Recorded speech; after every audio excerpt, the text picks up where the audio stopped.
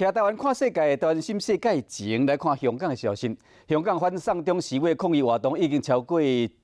天啊！香港政府一直唔肯面对港警使用武力过头的问题，致使讲民众抗议怒火燃烧。为拜五小周末开始到礼拜，民众尤其是少年人，甘愿牺牲因休困的时间，嘛要表达5大诉求。 缺一不可这个诉求，就来讲香港政府、香港警方以外，各种包括唔肯将监视器录影带公开这个港铁，甲一直亲中的停港府这个香港的企业，拢是因抗议目标。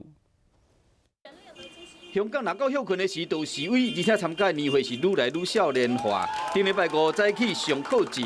全湾12间学校的中学生就伫天桥顶面手牵手。下晡放学了后，这阵囡仔放弃伫小周末佚佗时间，早家己画海报标语到全湾地铁，佮参加示威活动。 这是由荃湾区12个中学校他们发起的人链活动，可以看到他们手牵着手串起了人链，在这个荃湾站的地铁呢，所有的天桥都被他们给包围了，要表达诉求。人链为荃湾西边一直延伸到东边，总共有3.5公里长，大概部分年会拢是要为香港的民主尽一份心力。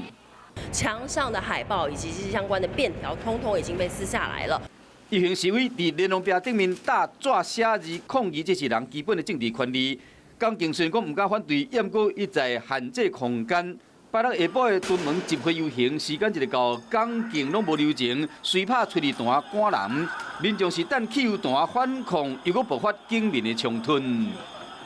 时间一到，那警方立刻展开驱离，警民爆发了几波冲突。 算是呢，日嘛是元朗地铁站白衣人拍乌衣人事件满2个月的日子。不过香港警方对迄件暴力的事件一直拢无交代清楚，民众伫元朗站抗议。就怕元朗事件重演，港铁早在下午3点就关闭了元朗站，而民众呢原本要聚集在元朗站，现在只好转往在商场这边来跟大家聚集静坐抗议。